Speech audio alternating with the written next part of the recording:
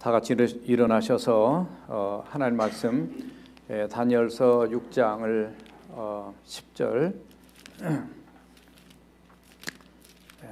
다 같이 합독하시겠습니다. 시작. 다니엘이 이 조서에 왕의 도장이 찍힌 것을 알고도 자기 집에 돌아가서는 윗방에 올라가 예루살렘을 향한 창문을 열고 전에 하던 대로 하루 세 번씩 무릎을 꿇고 기도하며 그의 하나님께 감사하였더라. 아멘. 다 자리에 앉아주시기 바랍니다. 오늘 말씀 제목을 한번 같이 따라서 해보시겠어요? 기도의 체질을 개선하라. 체질은 하루아침에 형성되는 것이 아닙니다. 우리 육신의 몸의 체질은 태어나면서부터 이렇게 가지고는 있지만, 그러나 더 건강한 체질을 또 유지하고 만들기 위해서 우리 생활의 습관을 바꾼다든가 음식을 바꾼다든가 또 새로운 운동을 이렇게 하는 경우가 많습니다. 신앙생활도 마찬가지죠. 코로나 상황에 지금 그동안 많이 이렇게 흐트러졌던 우리의 신앙을 다시 새롭게 리바이탈라이제이션, 재활성화 하기 위해서 그동안의 말씀을 또 시리즈로 전하고 있었습니다. 신앙 체질 개선, 예배 체질, 또 믿음, 말씀 체질, 믿음 체질, 승리 체질, 섬김 체질. 오늘 7번째로 기도 체질입니다. 질문을 드리고 싶습니다. 자기 손을, 오른손을 들어보세요. 자기 가슴을 대보시고, 나는 기도 체질인가? 네, 손 내리세요. 네, 알아서 답변하세요. 네, 내가 기도 체질인가? 정말 돌아보면 어떤 순간에도 흔들림 없이 살아계신 하나님 앞에 내 생활 속에서 또 시간을 정해놓고 늘 하나님과 커뮤니케이션하는, 기도하는 그런 삶을 내가 진짜 살고 있는가?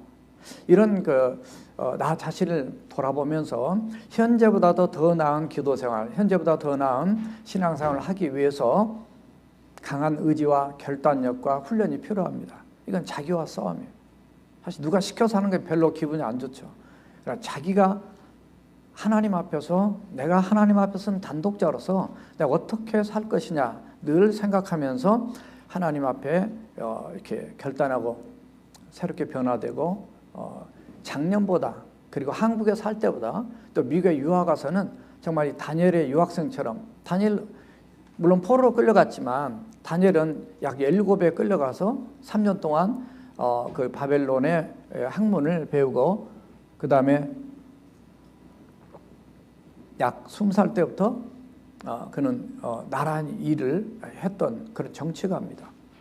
그런데도 불구하고 그런 자리나 국가적인 어떤 자기 나라가 망해서 딴 나라의 포로로 잡혀왔어도 하나 놓치지 않는 게 있었어요. 하나님을 향한 그 믿음과 신앙의 분명한 그런 삶이었습니다. 그것이 드러난 모습 중에 한 가지가 바로 기도였어요.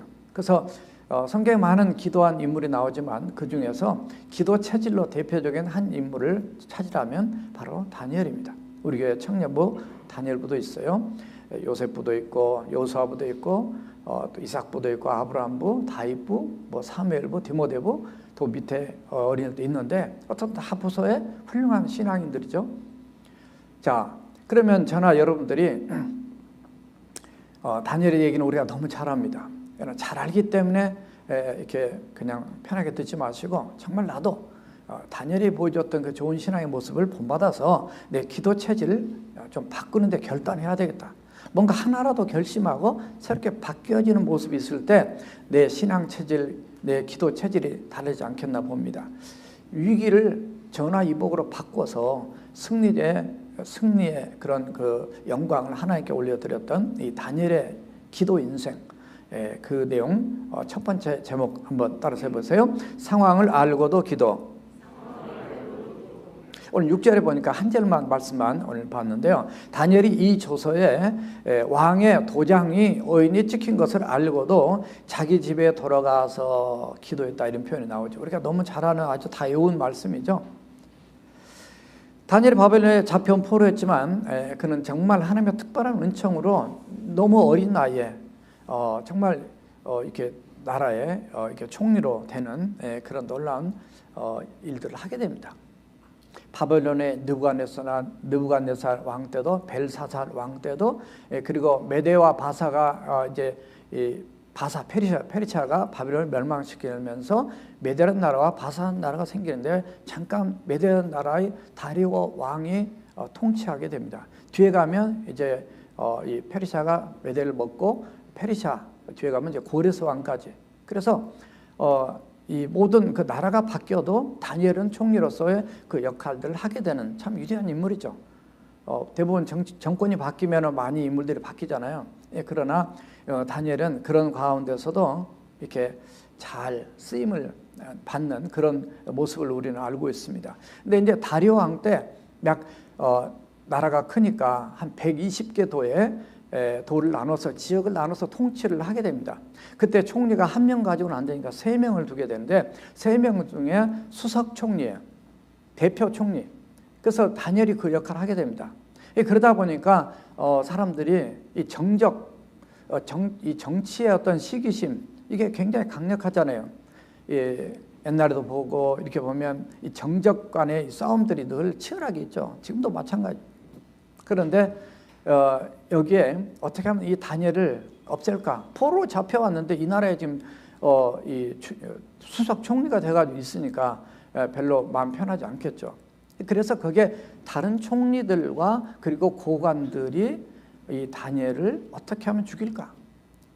그런 음모를 꾸미게 됩니다. 그게 이제 6장 그 4절에 등장한 내용이에요. 우리 한번 6장 4절 다 같이 한번 읽어보시겠어요? 시작. 이에 총리들과 고관들이 국사에 대하여 다니엘을 고발할 근거를 찾고자 하였으나 아무 근거, 아무 허물도 찾지 못하였으니 이는 그가 충성되어 아무 그릇됨도 없고 아무 허물도 없었더라.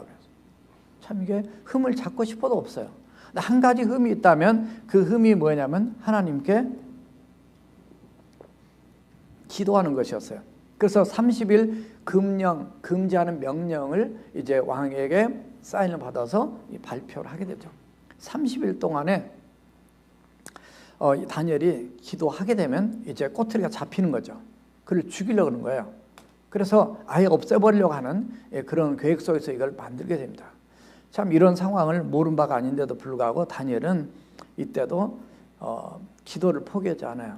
이게 이제 신앙이죠. 그러니까 그릇이 커요. 달라요.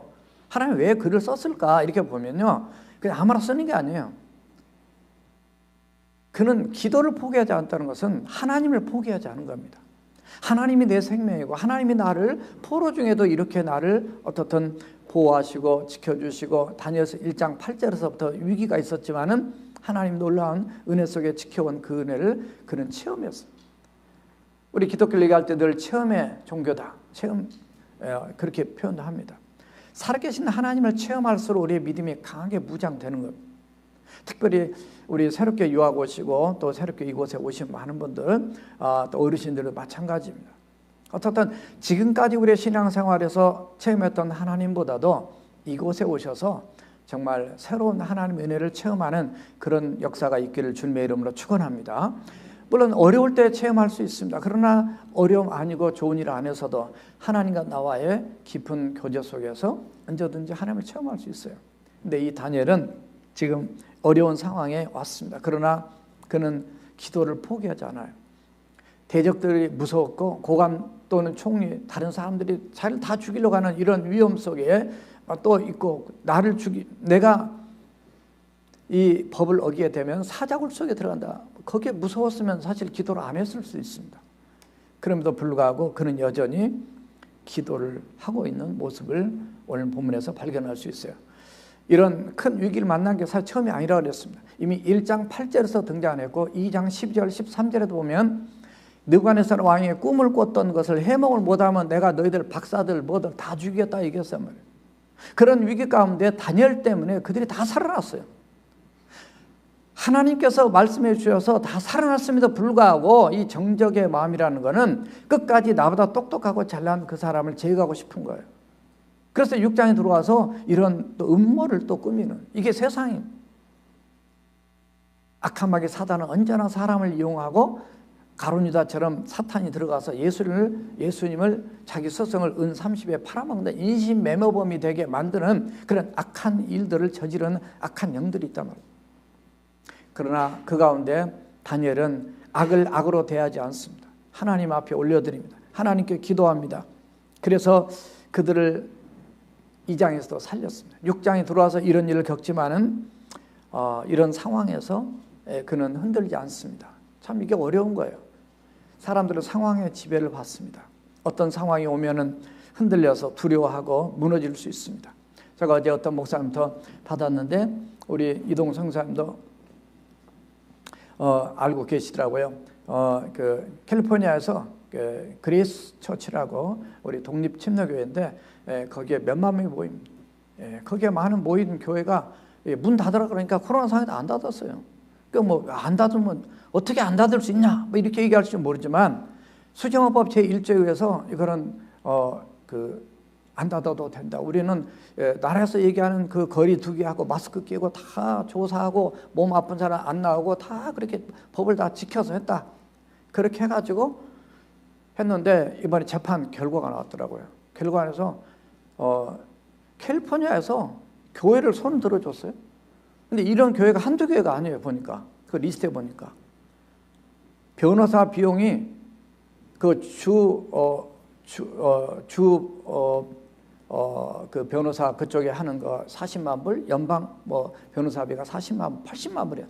그 80만 불을 교회가 내라 그게 아니라 나라에서 내라 이렇게 판결 났더라고요.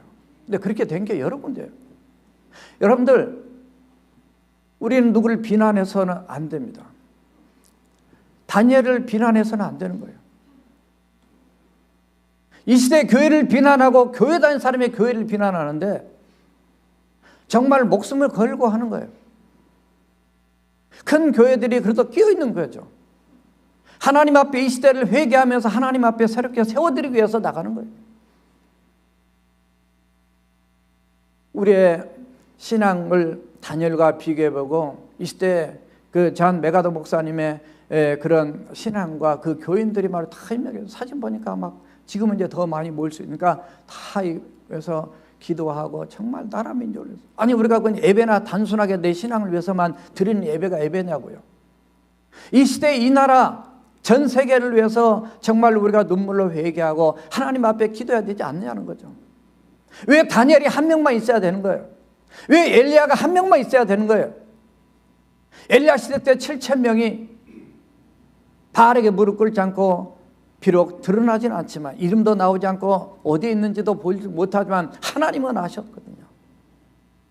저는 여기 열왕기상 18장 30절 말씀 가지고 첫 주 설교할 때 1월 첫 주에 말씀 드렸습니다. 다니엘처럼 엘리야처럼 앞에 나서 외치는 사람도 있지만 배후에서 또 숨어서 기도하는 7,000명의 용사가 있단 말이죠. 우리는 적어도 앞에 나설지는 못할 망정 7,000명의 용사라도 되자라고 말씀을 전했던 기억이 납니다. 우리는 그냥 예수 믿고 그냥 이 정도 믿고 그냥 끝나고 천국이나 가는 그 정도의 싸구려 그냥 신앙 가지고 우리가 신앙생활 해서는 안 된다는 것 지금 말씀한 거. 제가 8월에 2번이나 주일을 빈 거는 22년 목회하는 동안 처음이에요. 왜냐하면 새로운들 오시기 때문에 제가 8월은 한 번도 나간 적이 없습니다.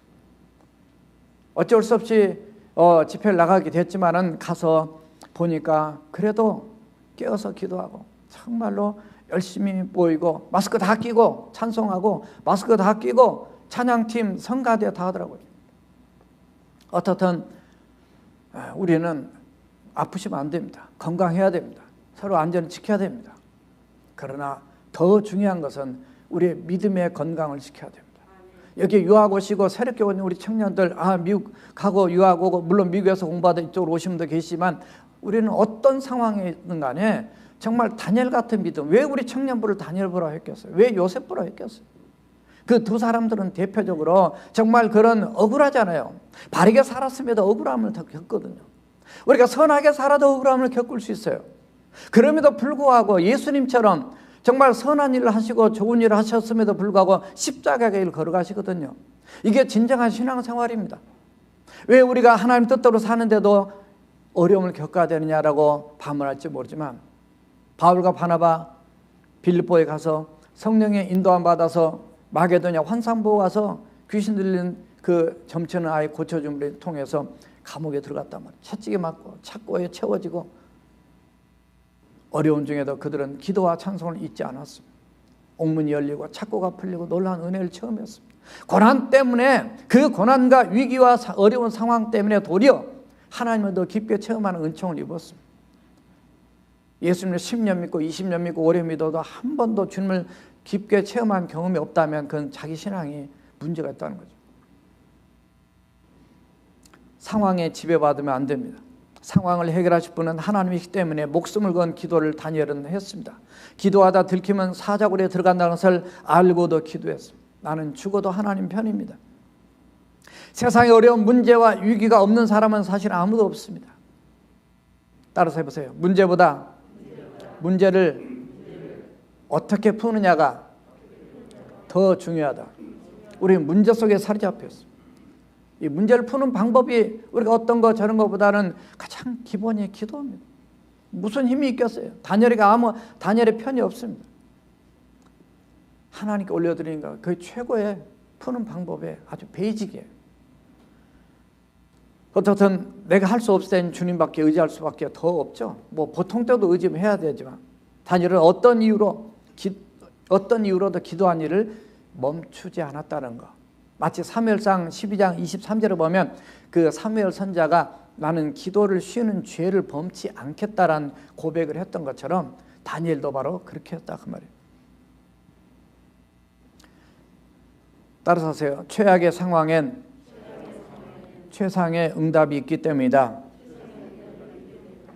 그래요. 이게 참 어렵습니다. 야, 지금 최악의 상황이잖아요. 목숨이 이틀은 상황이에요. 물론 순교당한 사람도 있습니다. 지금 아프가니스탄에서 기독교인 지금 한 10,000명 정도 있다고 얘기를 합니다.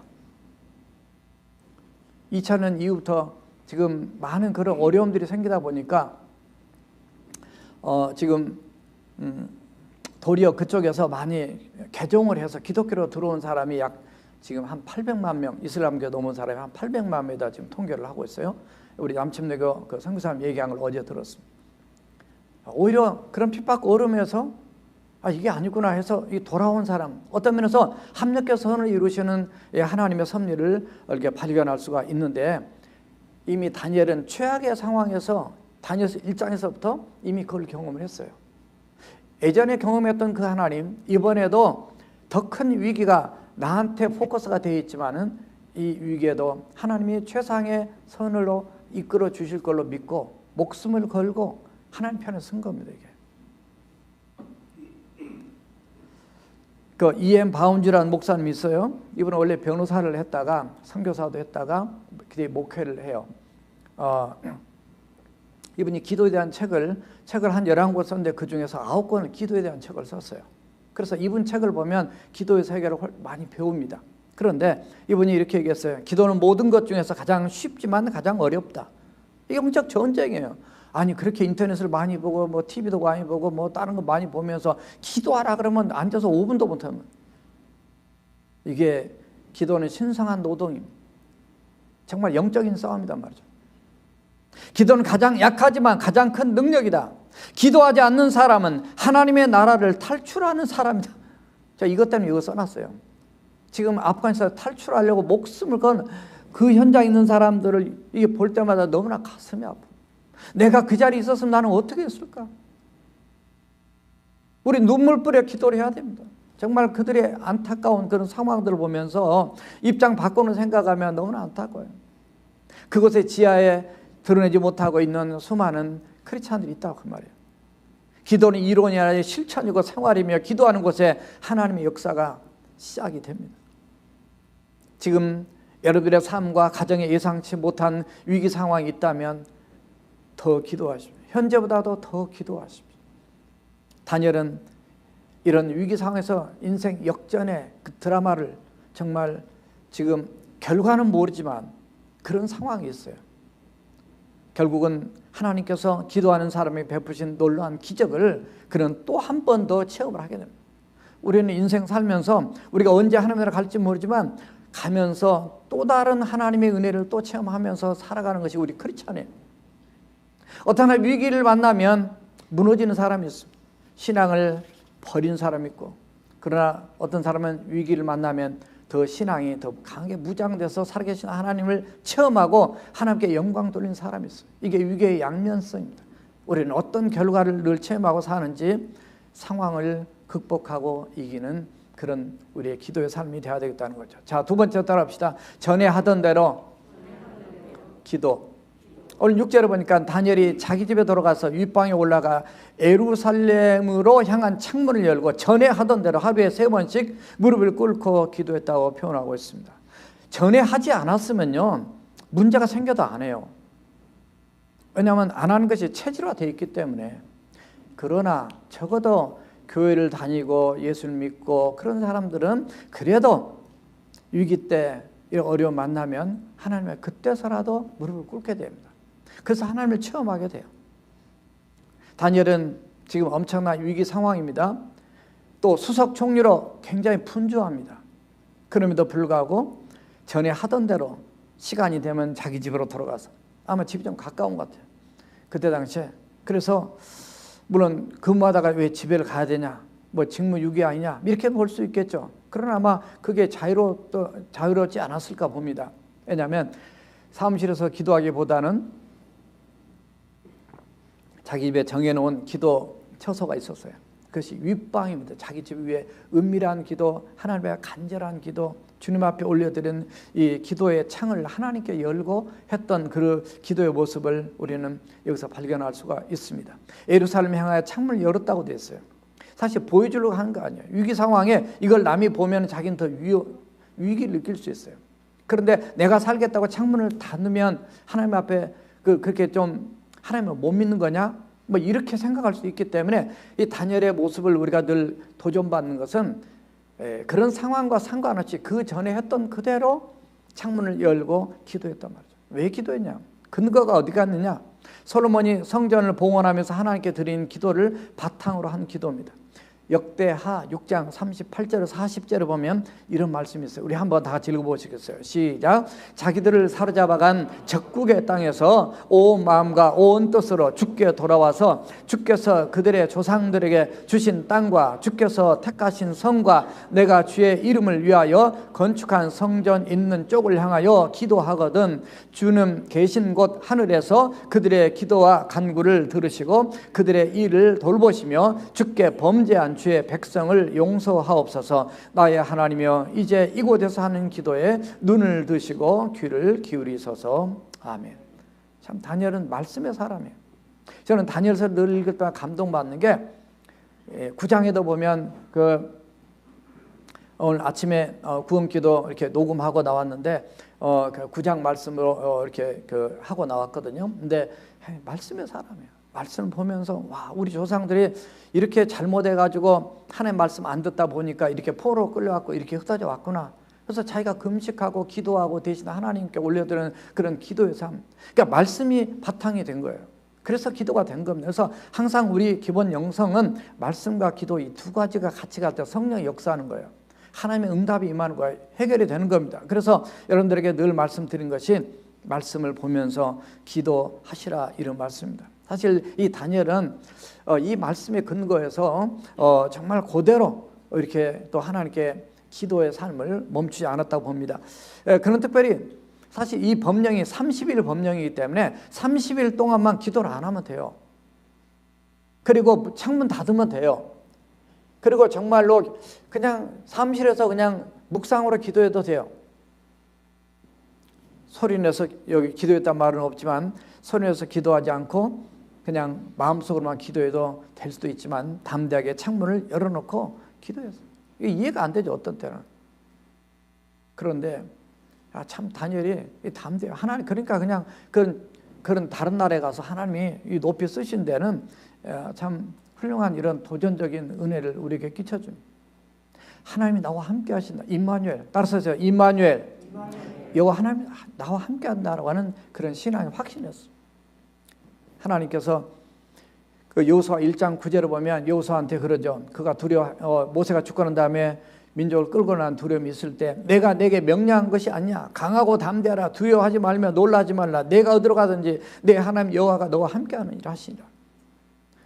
여러분들 이곳에 이민자로 살고 계시고 유학으로 또 오시고 이렇게 혼자 또 생활을 해 나가시는 우리 청년들도 있고 다 있지만 하나님이 나와 함께 하신다는 그런 확신이 있어요.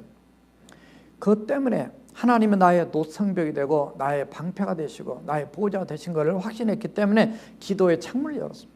예루살렘 하나님을 향한 방향을 향해서 창문을 연 겁니다. 기도의 창문. 여러분들은 정말 하나님을 향한 위로, 하나님을 향한 창문이 얼마나 열려 있는가. 우리가 얼마나 많이 세상을 향한 창문이 열렸어요. 눈의 창문이 열려 있고 귀의 창문이 열려 있고 수많은 소리를 듣고 수많은 걸 봅니다. 이것이 수없이 우리 안에 신앙이 짬뽕돼 가지고 세속화되어서 이게 도대체가 하나님의 뜻대로 사는 신앙생활인지 세상 뜻대로 가는 건지를 알 수 없이 살아갑니다. 우리는 너무나 많은 문이 열려 있어요. 너무나 많은 문. 그 너무나 많이 오염되어 있는데 그걸 우리가 모릅니다. 너무나 많이 전염되는데 수많은 코로나 바이러스 문제만이 아니에요. 죄악의 수많은 바이러스로 우리가 얼마나 더럽게 오염되는지 모릅니다. 우리의 창문이 하나님을 향해서 열려지지 않고 닫혀져 있다는 걸 모릅니다. 오늘 이 시간 이후에 여러분들의 체질을 바꾸십시오. 정말 눈을 들어 하나님을 바라고 정말 깨어 기도해야 돼요. 나 신앙 하나도 똑바로 못 지키면 다 무너져요. 여러분 하나 똑바로 안 쓰면 가정이 무너져요. 두고 보세요. 앞으로 수많은 어려움들이 지금 다른 나라에만 닥치는 문제가 아니라 그랬잖아요. 우리의 당대에 닥칠지 우리 후대에 닥칠지 우리는 알 수 없지만은 그런 핍박이 왔을 때도 우리가 과연 얼마나 신앙을 지키겠냐. 다니엘같이 훌륭한 이런 사람에게도 어려움이 닥치는데 그래서 우리가 우리의 영적인 체질로 기도의 체질로 우리 하나님께 바꾸자는 거죠. 다니엘이 적어도 그 바쁜 와중에도 하루에 3번씩 기도했어요. 여러분들에게 묻고 싶습니다. 여러분 하루에 한 번이라도 기도하시는가? 물론 기도하시겠죠. 9시 1분 구원 기도. 코로나 끝나도 구원 기도를 할 겁니다. 그런 집사람들 요청들이 몇 분 있었어요. 왜냐하면 온 가족이 자녀들과 함께 모여서 함께 기도하는 것이 이제는 습관화됐어요. 거룩한 습관이에요. 그 시간에 도대체 뭐 할 거예요? 아무리 바쁘고 아무리 분주해도 그 10분, 12분 그 시간도 못 냅니까? 그렇게 더 하나님과 교제한 것보다 다른 게 더 중요하냐고 말이에요. 물론 어떤 상황 이해할 수도 있습니다. 지난번 이삭바반부 목장 모임 줌으로 지난주 금요일에 들어갔을 때 엊그제 이제 다른 목장이 들어갔습니다. 거기 어떤 형제가 그러더라고. 목사님, 제가 옛날에 학생 시절 이렇게 공부할 때 그 새벽기도 나올 때 참 은혜 받고 너무 좋았습니다. 요즘에 못 나오는데 왜 그러냐면 제가 4시 반에 일어납니다. 그리고 회사를 5시 반까지 간다는 거예요. 그래서 참 그때가 그립다는 거예요. 그래서 그때라도 가서 어떻든 꼭 새벽기도 안 나오더라도 어디 있든지 주님과 커뮤니케이션하고 의지하고 믿음으로 사는 그런 아름다운 모습이 너무 감동이다 그랬습니다. 내가 설교 시간에 그 얘기는 꼭 하고 싶다 그랬습니다. 예수님도 바쁘신 중에도 새벽 미명에 일어나셨고 한적한 곳에 가셨고 감난산에 올라가셔서 산기도하시며 습관을 따라가셨다. 여러분들 기도의 삶을 놓치지 마십시오. 진짜입니다. 무릎을 꿇고 기도했다고 되어 있습니다. 전적으로 하나님을 의지하고 복종하고 겸손하게 하나님을 경외하는 마음으로 간절하게 기도합니다. 저도 이렇게 무릎이 여기 앉아서 많이 기도도 해봅니다만 진짜 제가 마음이 힘들고 답답하고 할 때 제가 늘 말씀드리는 여기 십자가, 여기 우리 교회 십자가, 제가 집회 나가서 늘 말씀하고 우리 교회 십자가 자랑합니다. 텍사스 가서 도 얘기했어요. 거기 100여 명의 전체 목사님들이 사모님 다 모였는데 힘들 때 십자가를 무릎을 꿇고 저거 십자가를 끌어안고 주님 앞에 기도할 때 주님께서 내가 네 눈물을 안다. 네가 왜 이제 왔냐? 나는 너를 사랑한다. 걱정하지 마라. 하나님의 음성 들을 때 정말 눈물이 나고 모든 마음의 무거운 것들이 해결이 되면서 그래서 정말 우리가 주님 앞에 기도하는 이런 삶이 얼마나 하나님이 기뻐 받으시고 나와 하나님과만 아는 그런 깊은 은혜를 체험할 수 있는 우리예요. 그래서 우리 교인들도 보면 제가 낮에 이렇게 보면 몰래 와서 기도하고 정말 저기서 무릎 꿇고 십자가를 안고 기도하신 모습도 제가 본 적이 있어요. 지나가. 시편 50편 15절에 환난 날에 나를 부르라. 내가 너를 건지리니 내가 나를 영화롭게 하리라. 다니엘 한 명 때문에 결국은 사자굴소에 들어갔지만 사자가 먹지 못하고 결국은 거기서 살아나오잖아요. 그것 때문에 다니엘이 하나님이라고 얘기해요. 벨드사살이 원래 바빌론식 이름으로. 그런데 그 왕도 다리오 왕도 다니엘 이름을 벨드사살을 부르지 않고 다니엘의 하나님 이렇게 얘기합니다. 뒤에 가면 기가 막히죠. 엘자부터는 하나님이란 뜻이에요.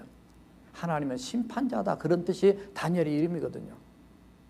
그런데 이방 나라에서 이방 신을 섬긴 왕도 그 하나님을 높이고 있는 모습을 이렇게 보게 됩니다. 믿음의 용기와 담대한 영성은 결국 한순간에 생긴 것이 아니라 평소에 했기 때문에, 평소에 쌓아둔 영성 때문에 위기 중에도 놀라운 역사를 이루었다는 거예요. 참, 그러니까 우리는 약하죠. 저도 약합니다. 어렵고 힘들고 어려운 만나면 저도 두려움 있고 염려가 걱정이 있습니다. 그러나 그때마다 하나님 앞에 낮이나 밤이나 정말 숨쉬는 순간마다 어려운 일 보내. 저 대학교 다닐 때 너무 좋았던 찬송입니다. 그 찬송이. 그래서 주님이 그럴 때마다 위로를 주시고 힘이 됐던 찬송이 오늘 첫 번째 불렀던 찬송이. 여러분을 전에 하던 대로 여러분을 앞으로도 무엇을 하시겠습니까? 거룩한 기도의 습관을 가지심으로 다니엘 같은 영성과 기도의 사람이 되시기를 주님의 이름으로 축원합니다. 자, 세 번째 따라합시다. 감사하며 기도. 다니엘의 감사는 수준이 높은 감사였습니다. 왜냐하면 감사할 일이 전혀 아닌데 감사했기 때문에요. 기도에 응답받고 난 다음에 하는 감사가 아닙니다. 이 법이 오직 나를 향해서 나를 죽이려고 만들어진 것임을 알매도 불구하고 감사했어요. 하나님께서 자신을 사자굴 속에서 건져주실 것이라고 생각했기 때문에 감사한 것도 아닙니다. 사실 자신의 세 친구들이 왕 앞에 그러했던 것처럼 그리하지 아니하실지라도 다니엘 3장 18절에서 친구들이 얘기했던 것처럼 하나님이 나를 설령 안 구해준다 할지라도 나는 왕이 말하는 그 신호에게 절하지 않겠다는 거죠. 야, 위대한 다니엘과 세 친구들의 모습이죠. 차라리 다니엘이 원망하고 불평하고 그냥 염려하고 걱정하고 그런 모습이 차라리 기록되어 있고, 그리고 하나님 나를 좀 지켜주세요라고 하나님께 강청하고 저 원수들을 심판해 달라고 그렇게 기도했으면 어떤 면에서 더 자연스러울 수 있어요. 시편에 보면 다윗의 시편들이 보면은 그런 표 있잖아요. 하나님이 저 원수를 창졸지간에 그냥 다 죽여주세요 이런 표현도 있단 말이죠. 차라리 그렇게 하면 굉장히 인간적일 수도 있어요. 그럼에도 불구하고 다니엘은 그렇게 하지 않았습니다. 물론 그런 표현들이 더 깊게 표현되지 않지만 자기가 죽을 줄 알면서도 자연스럽게 이것도 감사하다는 거죠. 죽음도 감사해요. 내 죽음은 끝까지 신하의 정죄를 짓고 가면 그게 순교죠. 순교잖아요 이게. 그런 수준 높은 감사의 믿음을 가지고 있었어요. 우리는 그 정도 단계는 안 될 수 있지만은 우리가 여기에 도전을 받고 나도 그런 믿음을 갖도록, 그런 신앙을 갖도록 살아가야 되겠다는 거죠. 하나님을 믿었기 때문에 그럼에도 불구하고 감사했던 것은 바로 평소의 신앙이다 말이죠. 그래서 그를 위축시키지 못했어요.